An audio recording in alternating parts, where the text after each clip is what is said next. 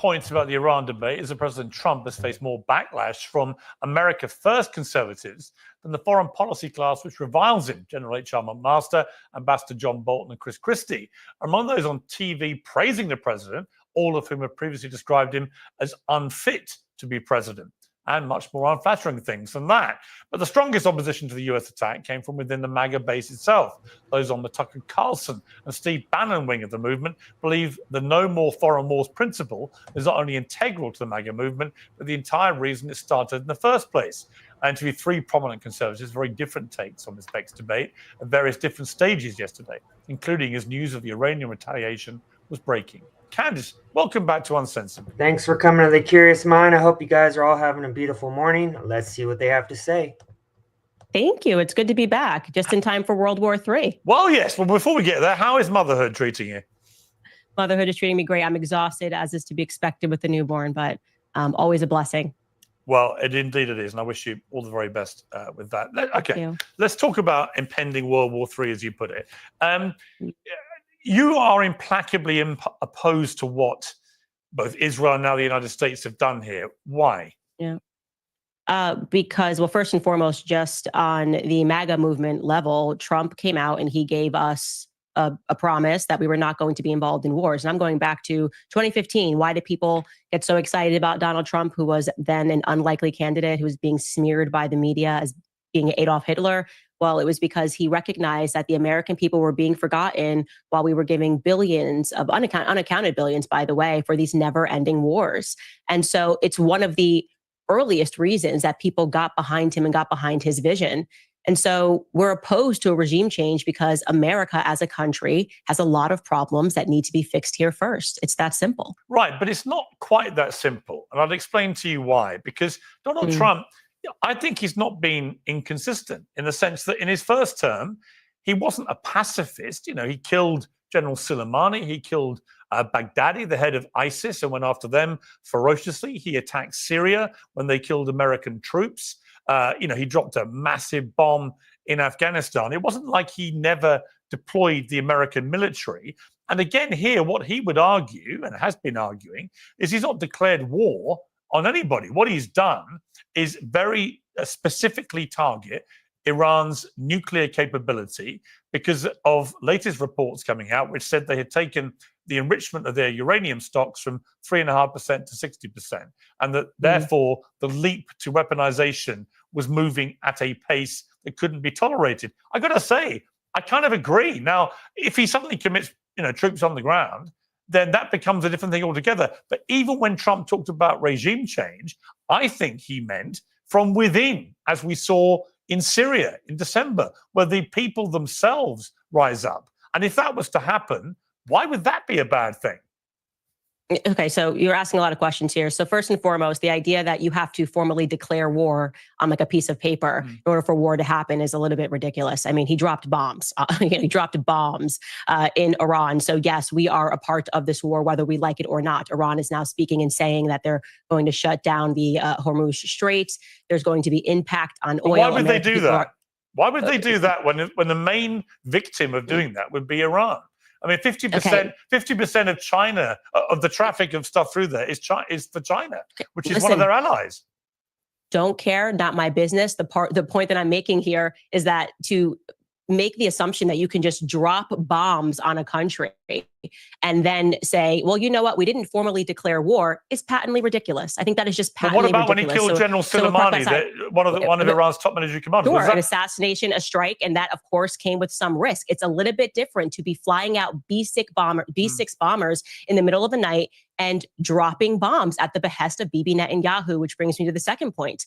The reason that America wants a regime change in Iran is because Bibi Netanyahu is demanding it. And that answers the question as to why there is this split in the MAGA movement. What we are seeing right now is the infiltration of Israel first people, the neocons, people who have always wanted never-ending wars, and the people who have recognized that following Israel's foreign policy initiatives has led to America being on the decline. And so that's where I stand. I am with the MAGA people who grew up, I call us like, Generation 9/11, who were told that America was going to be rendered safer, cleaner. All we had to do was agree to go to, well, ironically, war with Iraq because of weapons of mass destruction. It's all of the same rhetoric dating back to 9/11. All of the We were boomers back then. Now we're grown up. We don't trust the war antics anymore and the neocons that are in power. So, I mean, I do see her point there. That is a very good point.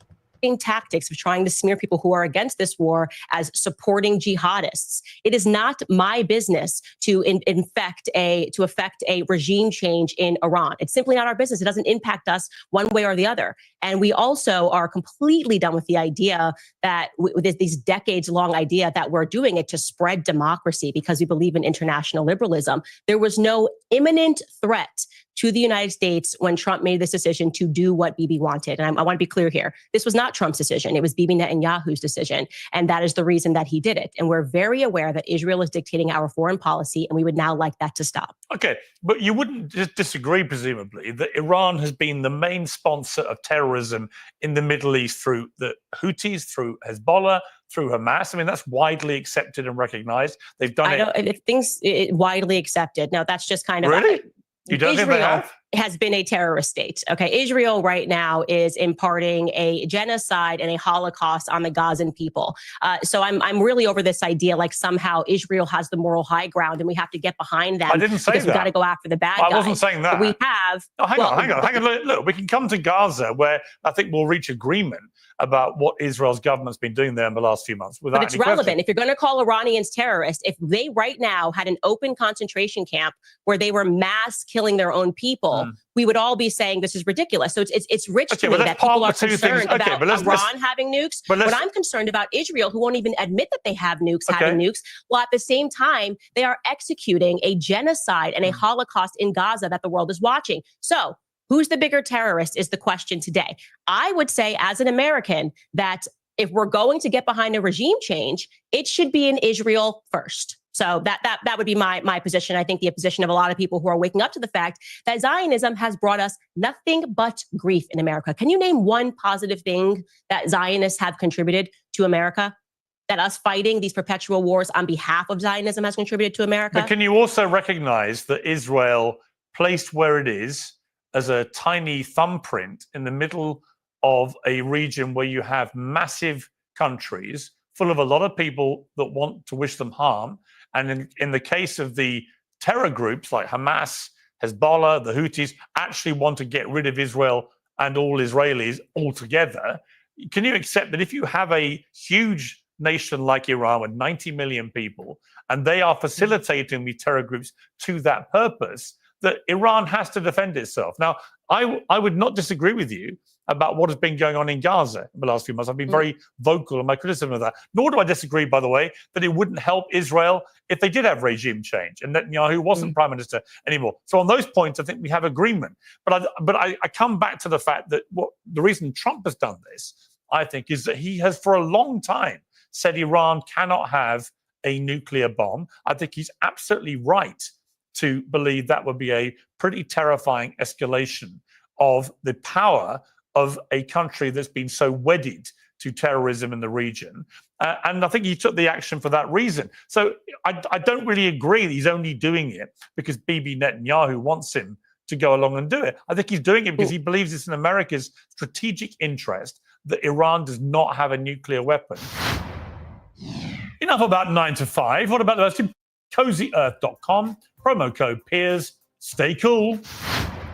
It is not in America's strategic interest. There was no imminent threat. He could have taken this to Congress and he could have allowed the people's representatives to vote on whether or not nobody does it was that. in the American people. There was no president in living memory has, with almost zero exceptions, has bothered to get congressional pre-approval for military strikes. We know that. You know that. Yeah, we know that. And that's not okay. By the way, that's not okay. Obama did more strikes than anybody, right? Yes, I mean, Obama never asked anybody for any permission. I'm not an Obama supporter. Yeah, that doesn't make it okay. By the way, like that argument, just so we're clear, saying, well, we've been doing it wrong forever, so we should just keep doing it wrong, is not an argument that's right. I don't disagree with you about that. Okay, so I disagree with Obama doing it. I disagree with Trump doing it. Enough. And especially when what we're talking about is what could rise to be a nuclear war, right? We should have done things the right way. And he had indicated that he was going to wait 2 weeks, and then he didn't wait 2 weeks because Bibi Netanyahu, at least according to the Israeli press, if you believe it, said, we're not waiting 2 weeks. We want this done immediately. But I will say you are correct. He's not just doing this because Bibi Netanyahu demands it. He's also doing it because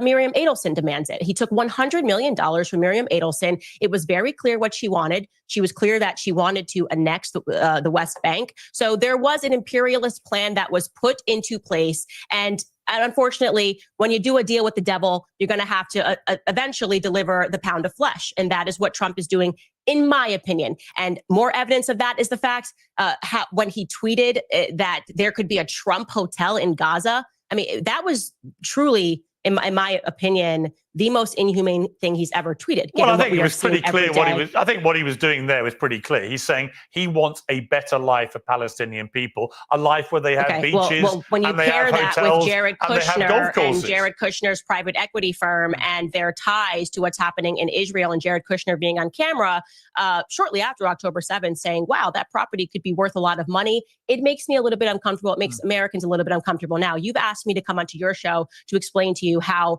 the now very fractured MAGA movement is feeling, and I'm telling you that, right? No, it's really. I find, honestly, I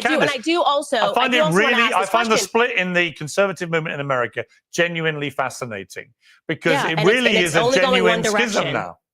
Yeah, there's a genuine schism, and it's only going one direction. And by the way, we shouldn't even call this a schism because trying to dress this up and delude us into believing that the MAGA movement is what has Meghan McCain cheering, John Bolton cheering, has Mark Levin cheering. The literal faces of the Never Trump movement are saying this is real MAGA.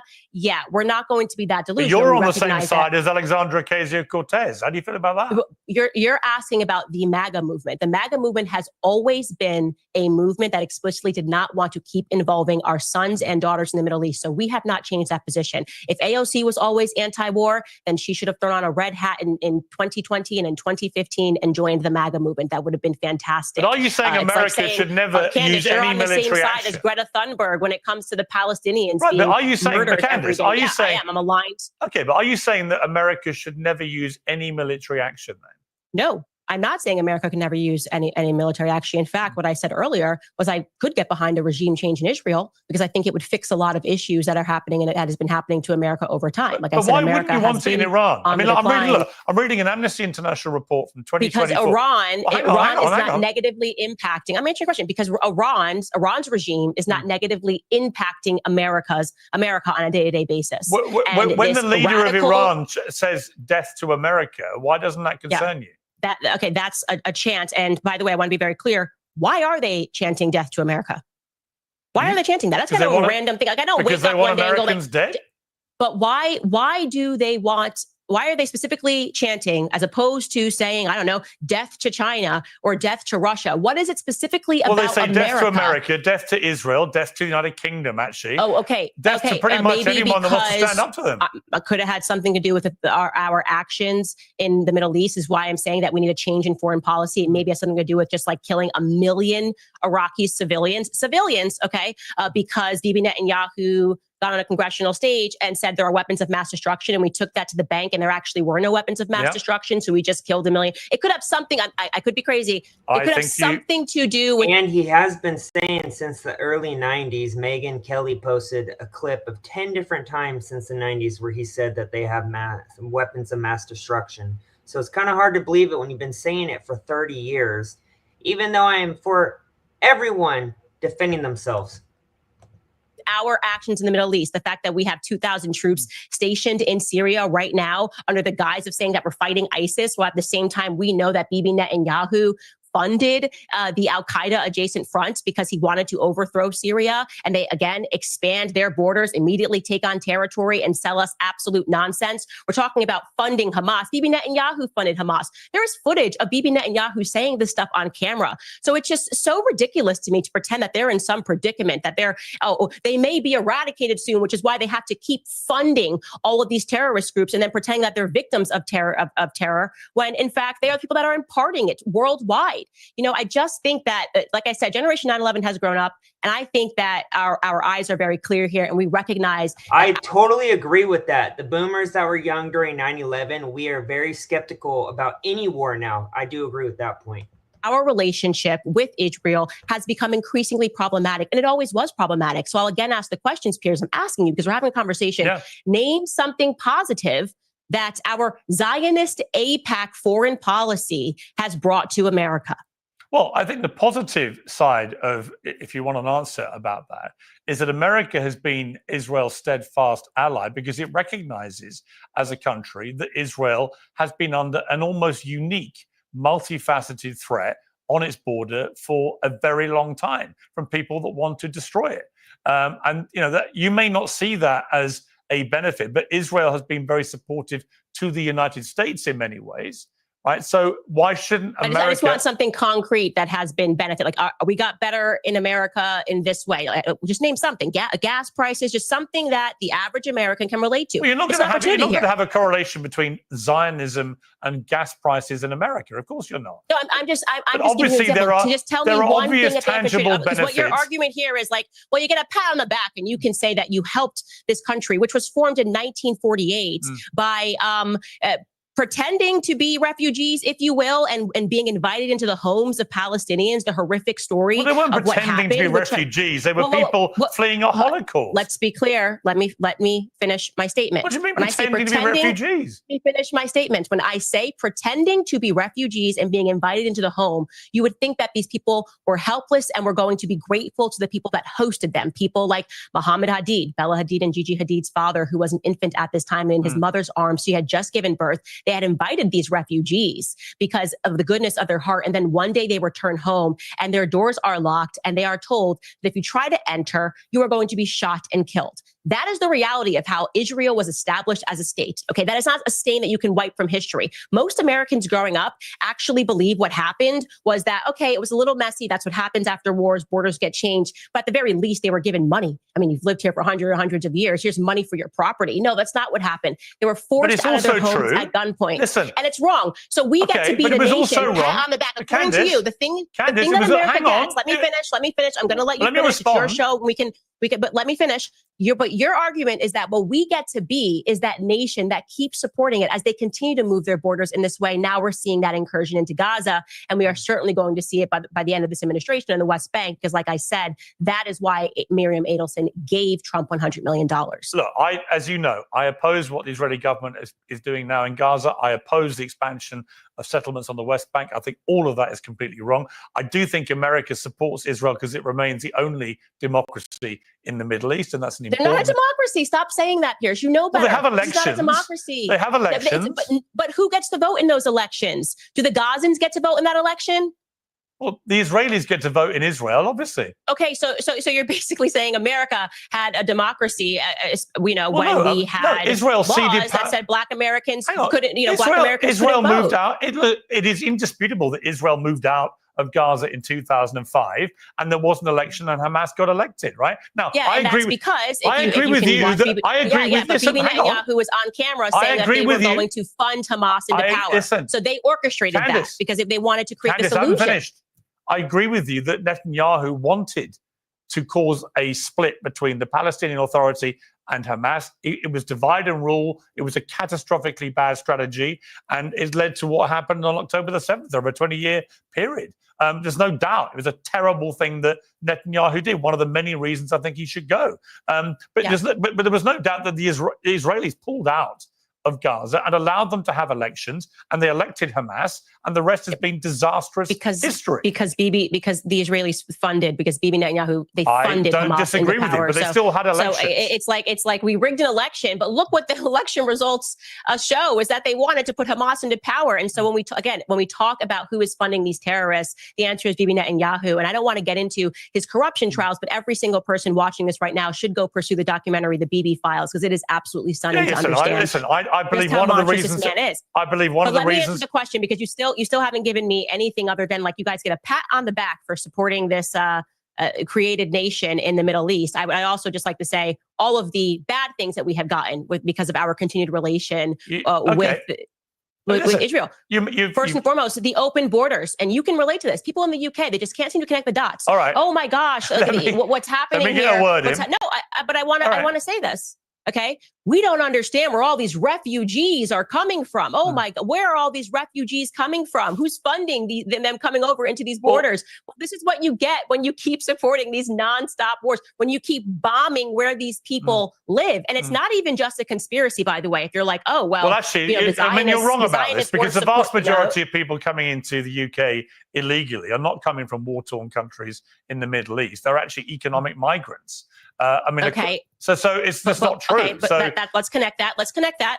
When you say economic migrants, are we talking about like people who literally want to come to the UK for a better life? And when Gaddafi was heading up Libya and the country was on the up and up, and he was working with the United Nations, and then all of a sudden he warned that if you collapse Libya and turn it into a place where refugees are escaping, that this is going to be your problem, Europe. He warned that. So then it actually happened, and now we're just calling them economic migrants. We're going to pretend I'm not that we had talking nothing about to people do. coming from Libya.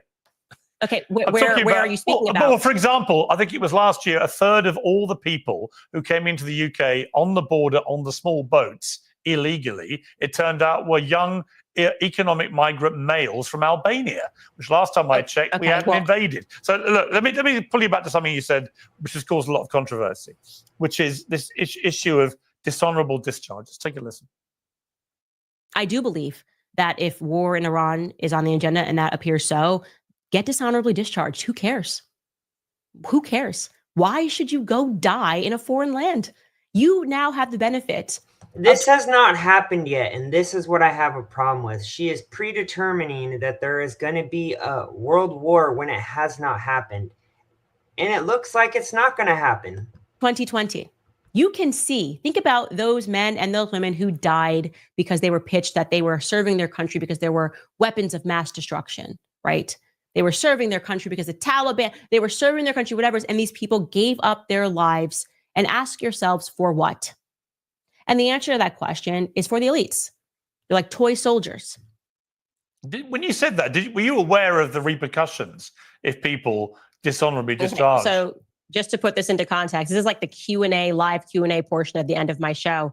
And being facetious, but also being completely honest, that they should begin to consider, and that was somebody asking, what should we do? Like, should we leave the military? Because they also do you regret are recognizing that? No, I don't regret saying that. I don't. But you know the repercussions if you do discharge dishonorably.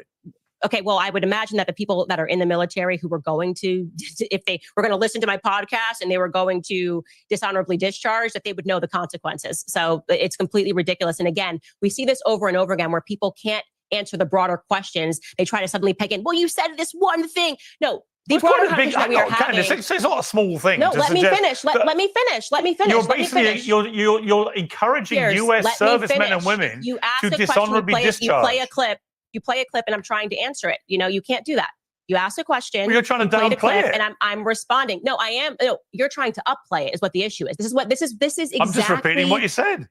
No, you're not. You're playing what I said, and I'm responding to it and telling you that the broader piece of that conversation, when you have troops that are now asking that question, is they are recognizing that America is in steep decline, that our military comes back and they are treated like dirt, that a lot of these men, and we're talking about decades, white American males come back and they're told that they're racist and they're treated like crap, that they're white supremacists. If they have I agree. And then they burn the flag in front of them. They treat our military like shit.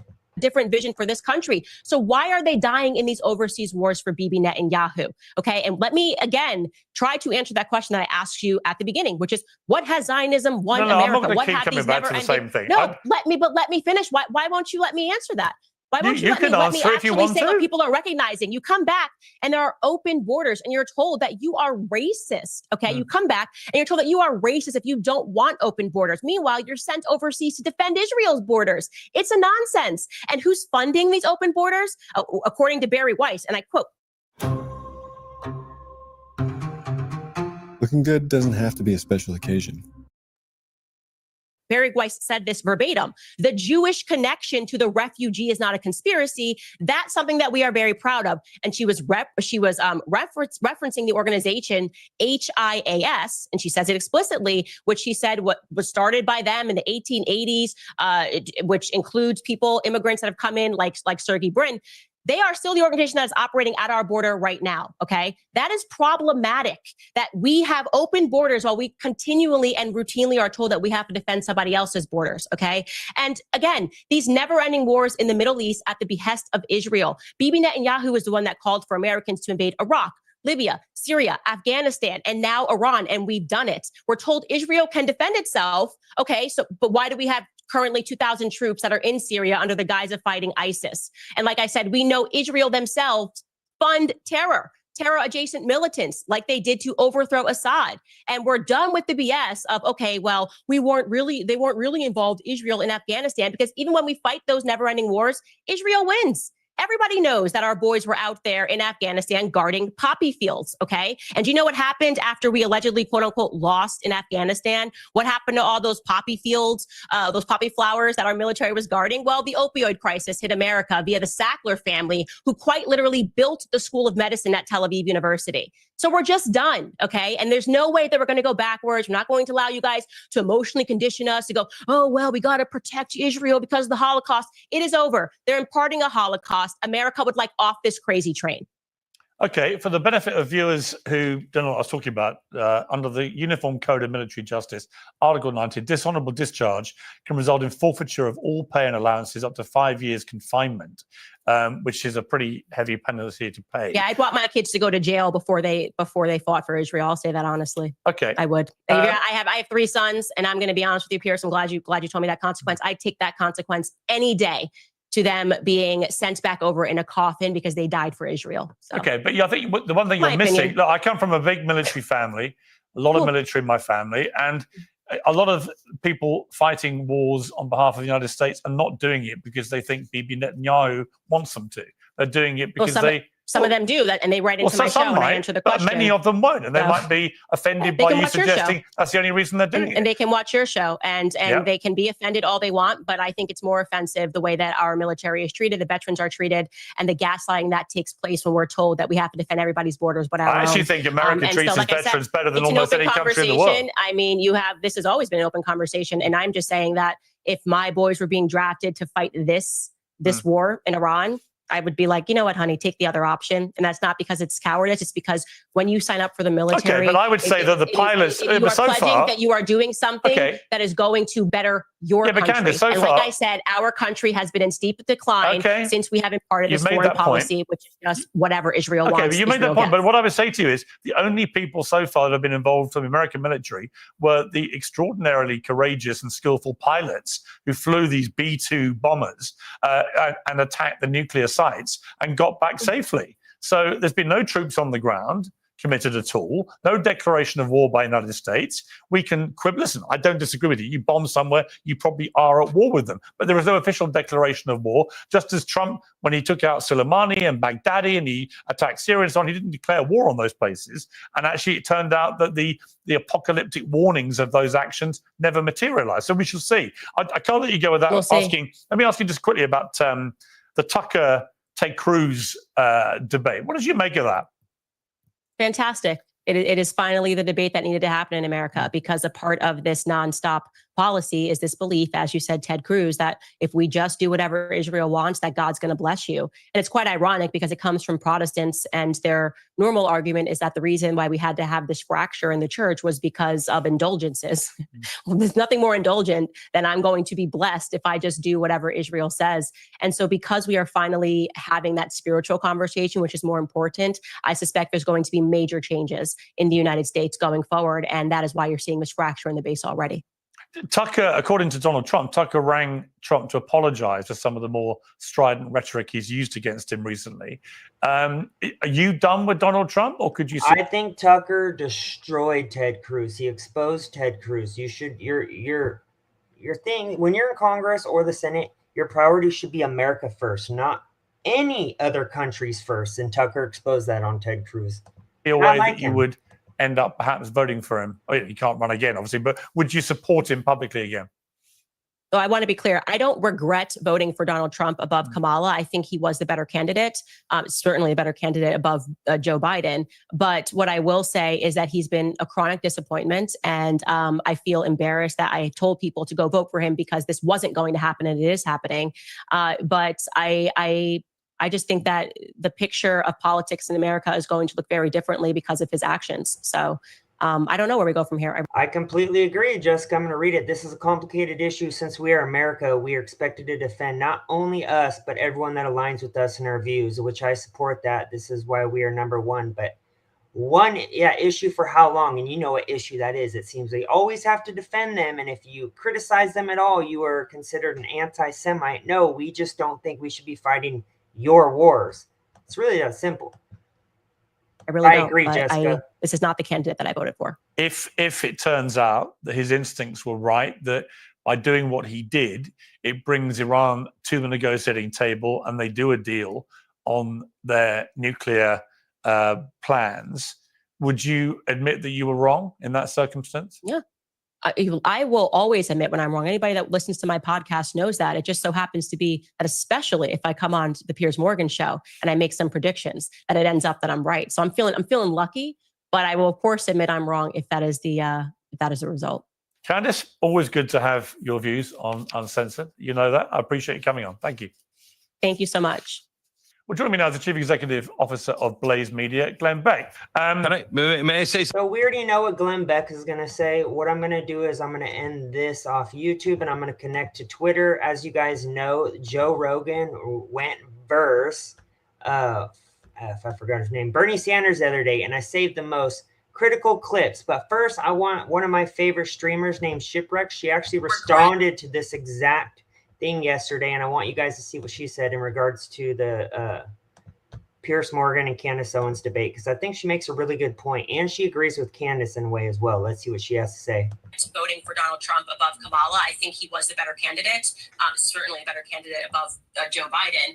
But what I will say is that he's been a chronic disappointment, and I feel embarrassed that I told people to go vote for him because this wasn't going to happen, and it is happening. That was a strong stance to take in a situation that was still in its infancy stages. She does go on in the interview to say, I feel bad about telling people to vote for him based on this situation, that he wasn't going to take us into another war. Context is important, but we're a few days out. There's no war. Everybody's kind of going back to the regular stuff. I don't watch a lot of Candace Owens. I will watch her if she's got some investigative stuff going on. I did watch her interview with Harvey Weinstein because it did pique my interest a little bit, because the Me Too movement was kind of like weird. And she had made the argument that Harvey Weinstein was the fallout guy for that. And so I did catch that interview, and it was a really good interview. I'm still not 100% sold. I think he was just creepy. I don't know. But apparently Candace has been coming out against Donald Trump for a little while now. And a lot of people seem to think that it's because he did not give her a position on his cabinet, which was naive on her part to think that he would. And I agree with Candace Owens on a lot of things, and I don't agree with Candace Owens on a lot of things. There was one part in the segment where she talked about how Iran constantly screams death to America, death to Israel, death, you know what I'm saying? And she's like, well, have you ever stopped to think about why they say that? Could it be because we've been over there fiddle fucking around for the last 50 years? Could it be because they lied about weapons of mass destruction? We killed millions of citizens in order to find these WMDs, and then it turns out there just weren't any, and we were just like, okay. And that part I kind of agree with, because she then goes on to say that the 9/11 generation has grown up and become adults, and we're not falling for this shit anymore. We see the holes, we see the inconsistencies, we see the patterns with all of this, with our own CIA and three-letter agent. Like, we see you. We're not falling for it anymore. And I agree with a lot of that, okay? She then turned around and offered $10,000 to anybody that could prove that there was a paid campaign that was being done to come out again. That's all I wanted you guys to see, because I agree. The boomers who were younger during the Iraq wars, 9/11, we don't fall for it anymore. And we shouldn't, because they lied to us about weapons of mass destruction. I understand we are the number one nuclear power, the number one bosses in the world, but I don't think we should be going to other countries and fighting their wars. That's just my personal belief, and I know that's what Candace Owens has been standing on. But Bernie Sanders was on Joe Rogan the other day, and I think that Joe Rogan completely exposed Bernie Sanders, socialist Bernie Sanders. And I wanted to play this clip because I thought this clip was golden. And I got to say, I mean, one of the things, and there's a lot of arguments about Trump, that worries me very, very much is this movement toward authoritarianism and going after media, suing media, taking away the authority that Congress has. When you say suing media, are you talking about the CBS lawsuit? Among other things. Right, but don't you think there's a real issue with what they did? No. You don't think that there's a real issue in editing conversations to give someone an answer that's different than what they really answered? Joe, I've been on 8 zillion shows, right? In my life. Okay. Now, should I sue you if you ask me some stupid question that I don't like, right? Or that you do something? Should I sue you? There's a difference between saying something wrong and defaming someone by calling them a rapist. Yeah, but that's not what he's getting. Well, he has sued. He has sued ABC. Mm-hmm. He has sued Meta.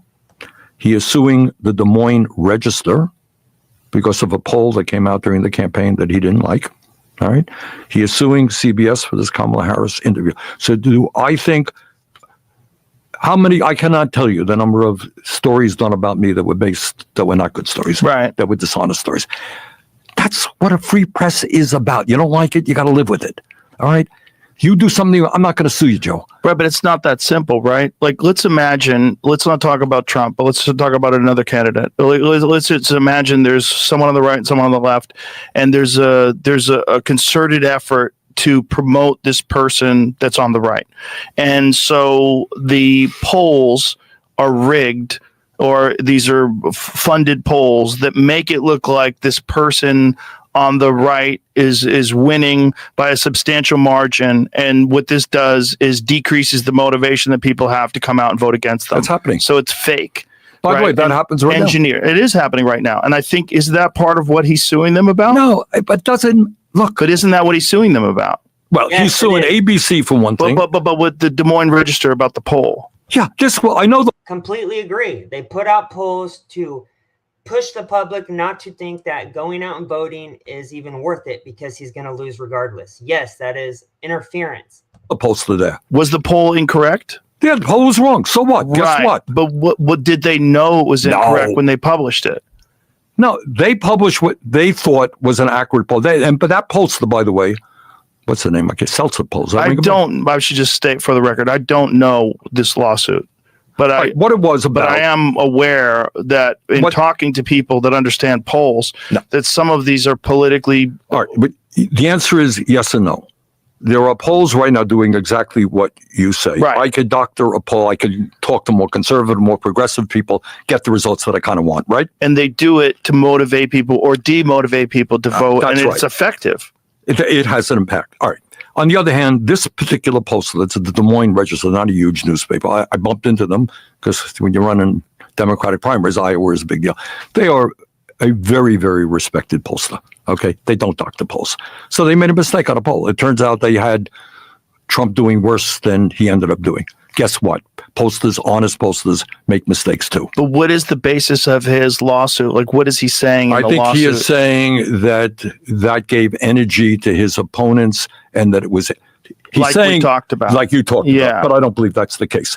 There are honest pollsters who make mistakes. But what about the other the other lawsuit with the conversation that they had with Kamala Harris, where they edited the answers that she had to make it look more precise? 60 Minutes, they were suing 60 Minutes. Yes. Is, to my mind, historically, been around for a very long time. You know, they're not infallible, but I think you look at most objective people will say 60 Minutes has a sterling reputation for investigative journalism. Are they wrong? But that's not investigative journalism if you change someone's answers. If you ask her a question and she comes with a rambling answer that doesn't make sense and you edit that out and insert another answer to a different question that seems more cogent. Joe, that's exactly what happened. They thought she sounded dumb on an answer and they had her redo it and they edited it out. Big media just thinks Americans are dumb. Both sides. I don't like either side, and that's why I do independent journalism and independent research. They think we're dumb. Then you're walking down. You're walking down a dangerous path. Suing media has the impact of intimidating media. All right, if somebody sues you, all right, let me finish. All right, Okay. somebody sues you. You know, why not you? You could be sued tomorrow, right? Because you are doing this. You're too sympathetic to this. Right. And Joe, you did that. And they have a big law firm behind you, and you're going to have to spend zillions of dollars defending yourself. You know what? Next time you do an interview, you say, maybe I'm not going to go in that area. Right? No, but it's not that. It's editing things to make deceptive editing. Joe, So in deceptive editing, I don't know. give people a different perception of who this candidate is than reality. All right, but you got to explain. But that's not objective journalism. I know, but that's campaigning for that person. Right, but would you agree with that? Yeah. I don't have those details. I don't know that I agree with your analysis. He's too smart. He's too smart for Bernie. Bernie's used to going on CNN and not getting any hard feedback or any hard questions, and he is making and exposing Bernie Sanders right now. Of it, I don't know enough. I think that's universally accepted that that's what they did. And you got to tell me why he is suing ABC. Why he's suing Meta. Let's just talk about the 60 Minutes one first. But it's not just. We could go to ABC, but I'm not aware of that one either. George Stephanopoulos said something that he didn't like. But the point is, what did Stephanopoulos say? I can't remember. It was I honestly don't. He said he raped someone when he was. It wasn't even proved in court. It was just a biased defense, and people prosecuted him with literally zero proof. If you look into that case. But I think what he was saying was factually incorrect about the results of one of Trump's trials. All right. Guess what? If I were to sue everybody who said things that were factually incorrect about me, I'd be suing people zillions of times. But Joe, what you're saying is, look, does media get it wrong sometimes? Absolutely. All the time. Should you have the most powerful person in America suing media? What is the impact of that? The impact is clearly intimidation. But when it's 90% just against Trump and in favor of the Democrat Party, that is no longer media. It's called propaganda, and you guys should be held accountable for your constant lies. He wants to defund public broadcasting, NPR. Why is that? Well, because they also would run critical stories of him. This is part, in my view, without getting into any one case, it's part of a pattern that says, hey, I got the power. Don't you criticize me. You criticize me, I'm